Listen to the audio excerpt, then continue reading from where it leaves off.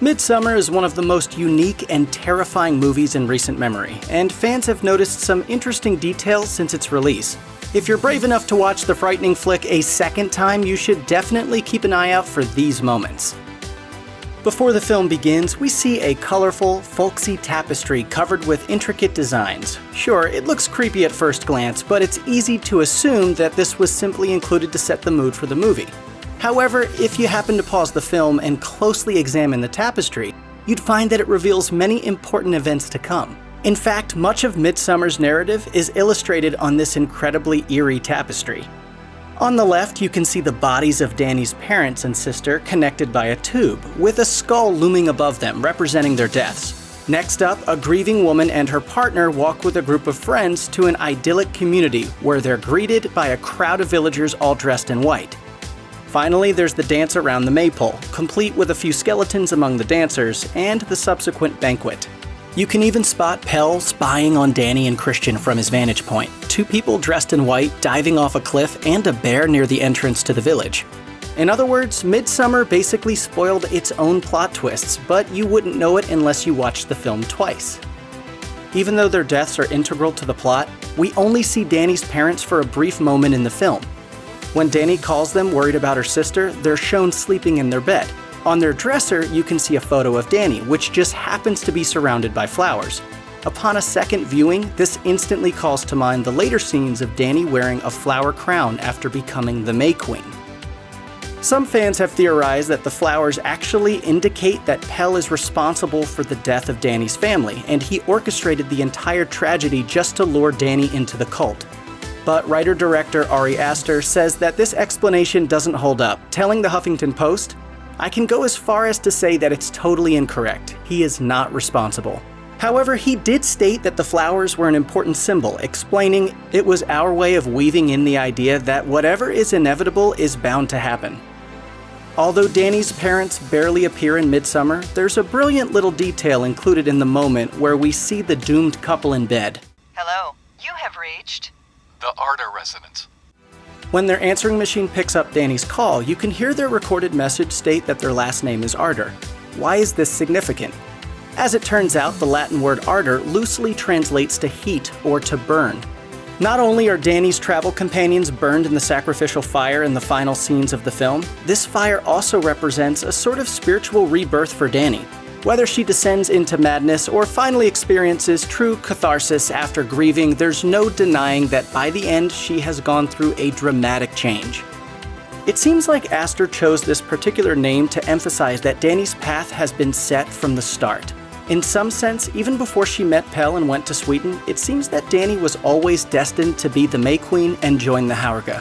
Despite the flames, it's chilling to think about. While watching Midsommar for the first time, it's easy to blink and miss all of the clues and symbols hidden within the background artwork. But upon your second viewing, look closely. When it comes to Ari Aster's sets, there are no accidents, and all of the artwork reveals hidden details about the horror that's going to unfold. After witnessing what happened to Dani's family, we see how her life plays out in the aftermath. She spends much of her time isolated and sleeping in her apartment. In one scene, she's shown napping on her couch right underneath a painting that actually gives us a peek at what's coming later. In the painting, a girl wearing a crown is kissing a brown bear on the nose. This symbolizes Dani and Christian's relationship, and if you've already seen Christian meet his end in the bear suit, there's no question as to why this painting was chosen. And similar imagery warns Christian of what's ahead for him shortly before he is sacrificed. While he's sitting in Siv's house, he's staring directly at an image of a bear on fire. When Dani's friends are killed by the Haurga, their bodies are stuffed and dressed like scarecrows before they're burned. It's an unsettling sight, but even in the early scenes of the film, there are a few very subtle hints that point toward these events.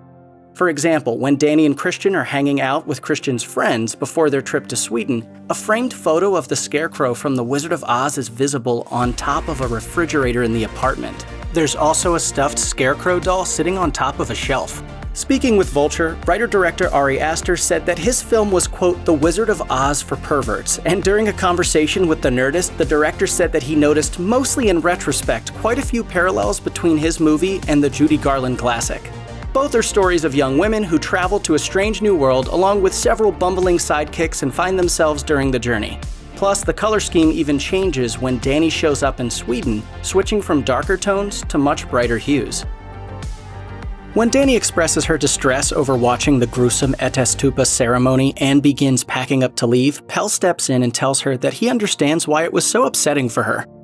He reveals that he also struggled with grief after his parents died in a fire. The first time you see Midsommar, it's easy to assume that Pelle does genuinely relate to what Dani's going through. Clearly, he lost his parents in a tragic accident too, and he's just trying to empathize with her, right?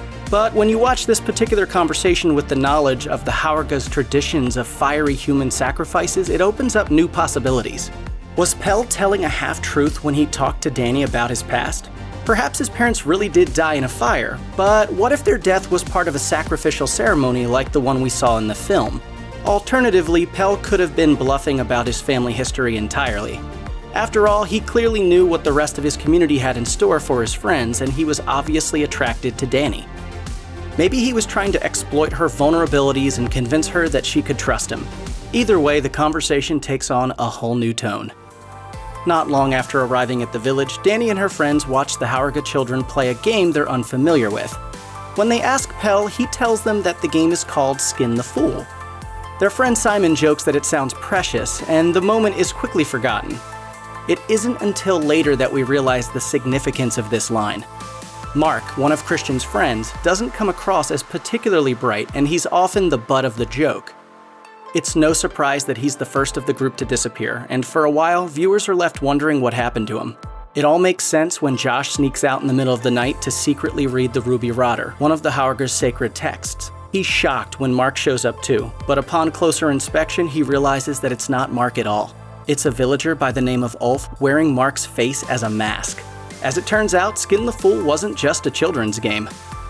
Before committing suicide, Dani's sister sends her a message, saying that everything feels black.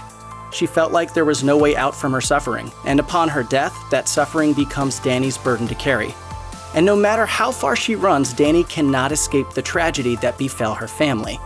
But there's an interesting callback to this line just before the May Queen dance kicks off. When Irma announces the beginning of the dance and explains the purpose of the tradition, she states that it's performed in defiance of the Black One, which is likely some sort of evil spirit that the Haurga believe in. I livsbejakande trots mot en mörke så dansar vi tills vi stupar. Dani appears liberated as she dances, and she's embraced by the Haurga women. Dancing doesn't free her from her grief entirely, but for a while she's completely absorbed in the competition. Perhaps this is the first time that she's able to forget the darkness that has engulfed her, if only for a little while. Throughout much of the film, the characters are under the influence of some serious psychedelic drugs, which makes for some interesting visuals. The walls bend and waver, the ground breathes, and the grass grows through Dani's feet. And sometimes, unwelcome visitors show up. After arriving at the festival and taking shrooms, Dani looks into a mirror and sees her sister's face lurking behind her, and it's not the last time that her sister's ghost makes an appearance in Sweden when she's hallucinating. After the May Queen dance, Dani is the last woman standing, and she's welcomed into the fold. However, she's still haunted by the tragedy that befell her family, and the visuals indicate that her grief lingers on. At this moment, all eyes are on Dani and the procession behind her, so it's all too easy to miss what's going on in the background. But if you look past the procession of the Haurga and into the woods, you'll see the face of Dani's sister clearly visible among the trees. While the American and British characters talk to each other in English, the Haurga mainly speak Swedish throughout the film. After all, among Dani and her friends, except for Pelle, no one knows a word of Swedish, and there are plenty of times when conversations take place that they simply can't understand. While bonding with the Haurga women during the May Queen dance, it seems like Dani might magically attain command of the Haurga's language, but this moment is fleeting. But the Swedish conversations are rarely subtitled for the benefit of the audience. On your first viewing, you may not have realized just how much Swedish dialogue is never translated, but when you see the film again, it becomes obvious that this was a purposeful choice on behalf of the filmmaker, intended to create a feeling of isolation in the viewer. The characters don't know what the Haurga are saying, but as the audience, we're not in on the secret either. We're just as confused and alone in this strange new community as Dani and her friends. It can be difficult to accurately perceive the passage of time in Midsommar. The fact that nearly the entire film takes place in sunlight makes it hard to keep track of how long the group actually stays with the Haurga.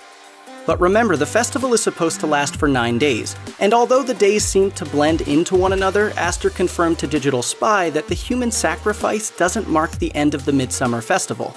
In fact, he stated that there are still several more days of celebrations to come.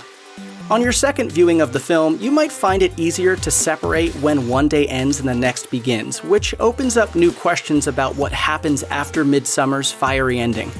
Who knows what kinds of festivities are in store for Dani? Will she find a home with the Haurga for the rest of her life, or is she still in danger? Check out one of our newest videos right here. Plus, even more Looper videos about your favorite movies are coming soon. Subscribe to our YouTube channel and hit the bell so you don't miss a single one.